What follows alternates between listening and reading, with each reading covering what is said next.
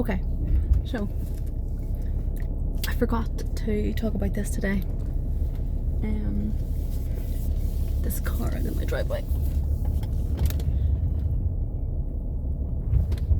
There we go. The other day I shared a dream that I had, and it was about the finishing touches.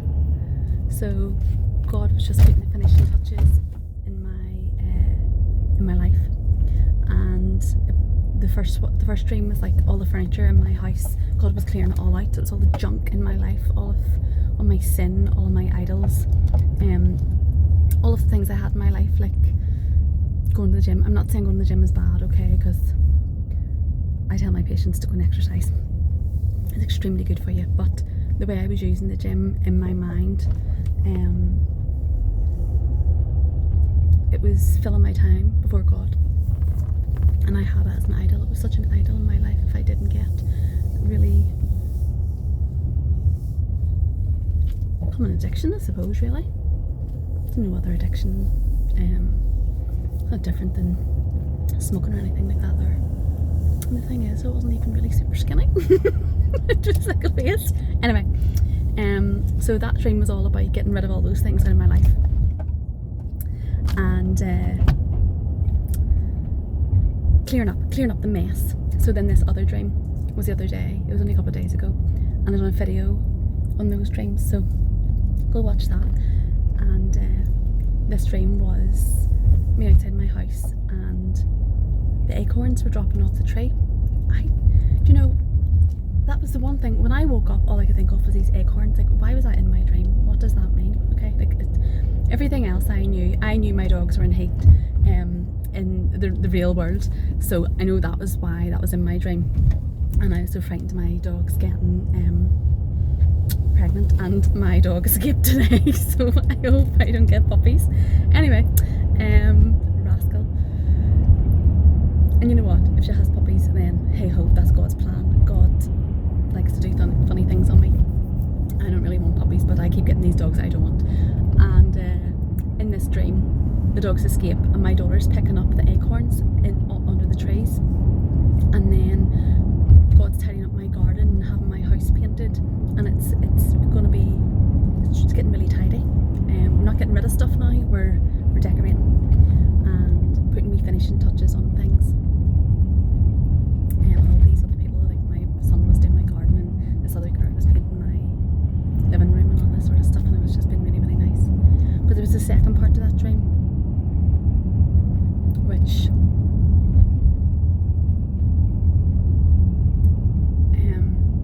don't really want to talk about it. It's a very personal thing, and anyway, it's basically God revealing to me, it's a promise He's made to me, and this is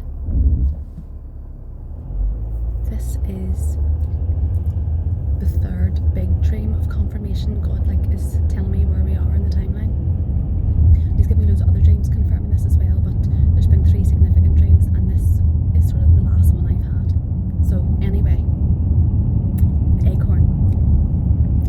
I come out of work on Friday, and I was late. I was kept behind, and the doctor had squeezed a patient in for me to sort out his leg. No problem. His poor leg shaking. It's a bit of a mess. It has a sore on it. All swollen, blah blah blah. So spent time to assess his limb and dress it for him. And I was late out of work. I was well late out of work. There would be samples and stuff to do. And I hadn't had any lunch. So usually our lunch time is between 1 and 2. But I didn't get out till about after 2, and I could hear my tummy rumbling. And I was quite hungry. And I thought, I know, there's a cracking coffee shop down here, and I'm not going to say what it is because I'm going to advertise, but it probably is my favourite.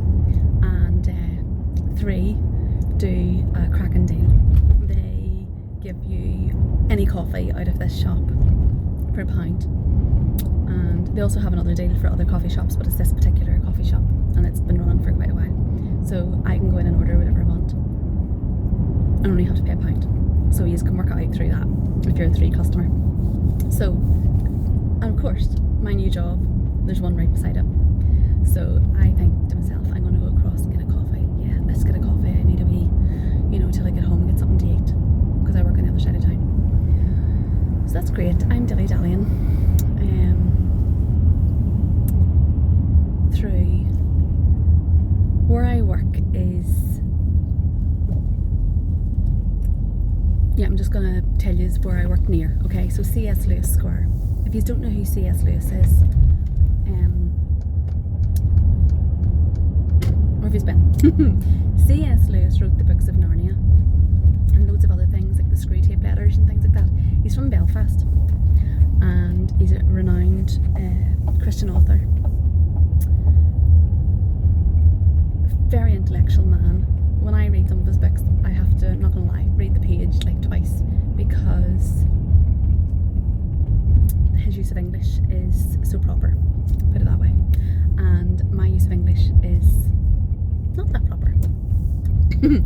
I would like send those to the doctor saying a skin lesion on the forehead or whatever, and then when he comes into me he'll say, Emma, what do you think about that? I was like, oh, it was like funky, it was like grunt. And he says, funky? It's not a medical term. And I'm like, you know what I mean, it's all like, you know, just not right.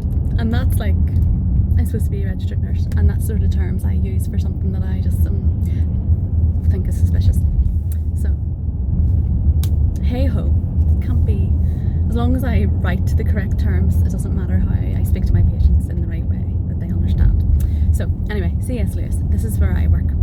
There's a area called C.S. Lewis Square in the east of Belfast, and they have big Aslan lion and have the whole thing, and they have the library there with all his books in it. So hit that up if you want to take your kids out for a day. There's some nice burger places and pizza places around there, and you can take your phone and the app. So I've been told, I haven't done this, pardon me, and it takes you through all the wee statues of the Narnia creatures and tells you the story and things, excuse me, and things like that.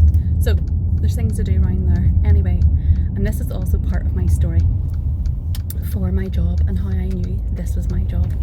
So I'm walking through C.S. Lewis Square, and they're setting up for they do a lot of entertainment in this bit like an amphitheatre sort of thing, and they're setting up all the stalls and like a bar, and they had outside toilets and things. So I'm dandering through and I'm going, oh, there's something obviously has been set up here tonight and whatever that's about and blah blah blah. And as I'm walking through towards the coffee shop, my eyes are down and I look down, and what do I see? Acorns. Acorns everywhere. And I stopped and I stood and I looked at this acorn and I was like, but it's not September. It's not autumn. It's not autumn. And these acorns are all over the ground. And I just stood staring at the acorn. No joke. I just stood staring at the acorn on the ground. And there was a lady setting up like a stall thing at the side of where I was standing, and I was just like standing. I was like standing, just like looking at this acorn, and I couldn't believe it. Couldn't believe it. I was like, why have we got acorns at this time of year? I've got this wrong. I know nothing about trees and seeds and germination, and all I know is that I trim the trees and the sort of bushy things I have out the front of my garden before the beginning of winter, and then as they start to grow at the very start of summer I would trim them back because they're growing all over the place. And that I don't know anything about that either. I think I know about garden, I do enjoy it, but I don't know, I'm not like, my degree's not in that, okay? So I don't know. Someone can educate me on it, why the acorns are dropping at this time of year. This must be the type of year that, I actually didn't Google it or anything, I just assumed trees fell in autumn. That's what I was taught in primary school. And there's all these acorns everywhere, and I just was like, that's confirmation about my dream. And this is what God does, he gives me a dream and I'm like, that's a bit weird, what that's about. And all of a sudden I will see something.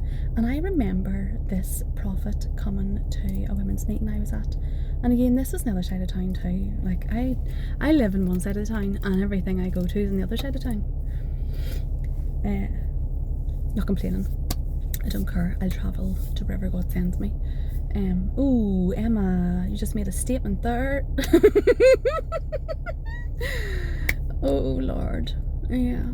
Be careful what you say and your confession, because God might just send you to the other side of the world.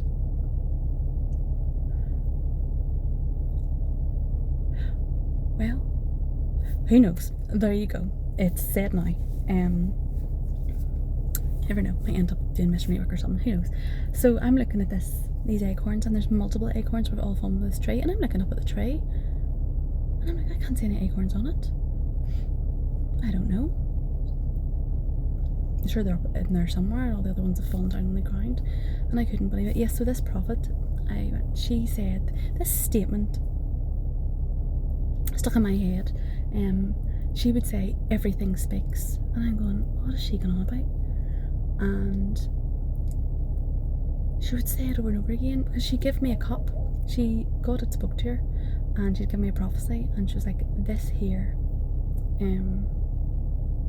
cup is for you, and this is what it represents, because everything speaks. And every time she would go out shopping, she would look at things and she would buy things, because she'd be like, God's going to use that, and I'll give that message to someone in regards to that.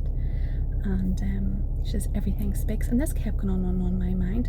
Like, I would think about this, like, what does she mean, like, everything speaks? Everything speaks. What does she mean, everything speaks? Well, I tell you now, everything speaks. I go out into the waste ground, and I look at the trees, and I look at the flowers, and I be in awe of God's creation. Yeah. Even the flowers speak of him. No one to water them, no one to feed them, and yet these weeds and flowers and trees germinate and grow up in this waste ground. And I would see all the birds flying in droves, like. And one day there was about 12, 13 birds together, and they were flapping their wings, and every time they flapped, they were all in synchronization, and the sun was like shining on them, and it was like pure silver. Every time their wings went down, it would reflect the light of the sun, and then when they would go up again, it would go away, and it was doing this, and I just kept seeing all like glitter. It was like lights from these birds, and I got really, really overwhelmed, and it's going to sound nuts and crazy, but this is how the Holy Spirit speaks to me. I would see things like that, and I'm like, I've never seen that before. And how do those birds know to fly right beside each other without hitting each other with their wings, and in complete synchronization? Don't understand it. I'm sure someone will come on and give me the most scientific explanation of that, and probably is one, but God put that in them. God put that in the birds. It just didn't evolve like that. God put that in them. They know how to do that, and I don't need to know the scientific reason behind that. I just know God knows what he's doing. God designed it, so it's always good.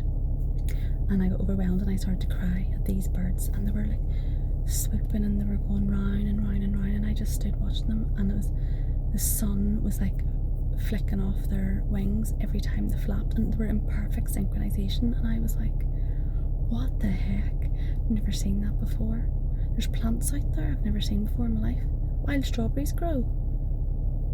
I would just be in awe and wonder of God, and I was like, everything speaks. Everything speaks of God. Everything. There's signs I see, and I know what God's telling me. There's numbers I see, and I know what God's sending me, and I see him in everything. And that acorn is just proved to me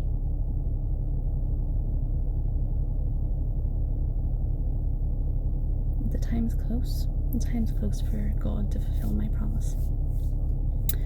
And I just sit and I just wait. And when he does fulfill it, I'm going to come back and tell you all, of course, because this is what this is about. This is the proof of God in my life. And you hear all these prophecies, and then people go, did it ever actually come about? And it says in Revelations, I'm near sure it's Revelations. Is it Revelations? Well, there you go. I'm not 100% sure about this one.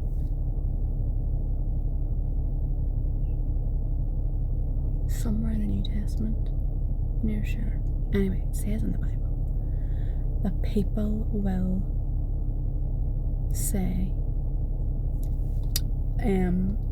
from the beginning of time, people have been saying Jesus is coming back. And people will laugh and jest and say, Jesus is not coming back. He's been saying this for years. And in effect, it is fulfilling a prophecy. There's a prophecy that people will say this in the end times. And funny, my brother said this to my mum a month or two ago. You've been saying Jesus is coming back forever. And she turned around and she says, William, you've just fulfilled prophecy. It says in the Bible, in the end days, people will laugh and jest and scoff at the preaching of Jesus coming back. Now let me tell you something. I don't know who's watching this. You might think I'm a headbin, and that's okay. See, if you think I'm a headbin and this little nonsense, scroll on. It's nothing to me. But if you're searching and you're not sure if God's real, I'm telling you now, my whole life, it's not a joke, it's not a coincidence. These things really happen to me. Now, do you think every single day of my life I don't have a lie in my head saying, that's not real, that's just a coincidence that acorn fell there? So, it could be a coincidence that acorn fell there because acorns fall off trees. Why am I dreaming about acorns? Don't love them, don't know anything about them, never collect them, never decorate them, which is what was happening in my dream. Random, bizarre. The dogs being in heat and escaping was in my mind because that was going on in my life. Cutting my grass was probably in my mind because I needed my back garden cut and I knew you needed to do that. Don't know who these women were that were decorating my house. I don't want to decorate. It's not my mind. My son and my daughter's in my dream. They're my son and my daughter, so of course they could be in my dream. But there's just stuff in my dream that doesn't add up. I would not be normally thinking about this. Yeah, I don't know. And when I seen that acorn, God always sends me confirmation. Always. If I think about something or I'm not sure, He'll send me confirmation. And this happens to me time and time and time again. So you can either believe or not believe. I don't care whether you do or not. At the end of the day, it says in the Bible that you go on ahead and work out your own salvation in fear and trembling. And I'm just trying to come here and tell you what's been happening in my life. And if I really, really didn't think this was the truth, as sure as I'm sitting here, I would not be saying this, and I definitely wouldn't be saying it online, and that's how convinced I am. So if God is showing me all these things and all the things He's been saying to me comes to pass, and a lot of them have, and a lot of them haven't yet, but they're going to, and this is why He has me doing this, because I'm going to tell you this. I'm going to tell you this in real time.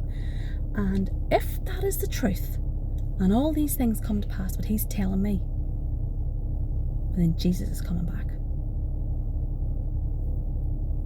Jesus is coming back.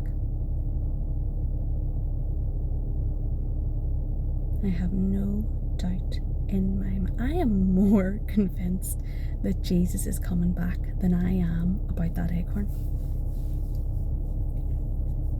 You'll never persuade me otherwise. And that's the truth. And if you're sitting on the edge of, I don't know if God's real, and I don't know what this woman's saying, here's the truth. Is she had been or what? Like, because test all spirits. I could be sitting here telling you lies. Ask Him yourself. He doesn't just speak to Christians. He came to save us while we were still sinners. He didn't come to save the saved. Nobody saved. Come to save the sinners. While you're still a sinner, Christ died for you. So He died for you. For you. And if you're not sure, ask Him. I dare you. Ask Him, give me a dream. Give me a dream like you give your woman a dream. And then, after that dream, ask Him to confirm it. And just say, Jesus, confirm what that dream was about. And what do you say? If you truly want to know the truth about God, you truly want to know if He's real, ask him. Would you not rather experience this yourself? Ask him and let him make it real to you, and then you tell me if Jesus is coming back or not. So that's my dream about the acorn. Can't believe it. So, and there I thought it was going to maybe be late autumn or something like that. So God's actually telling me, no Emma, it could be a bit sooner. So I don't know. Excited. Just gonna wait and see what happens, and then come back and tell you. And I've been having a year of these things. So it's getting hot in here. It's warming up. Yeah, so can't wait to come back and tell you some more.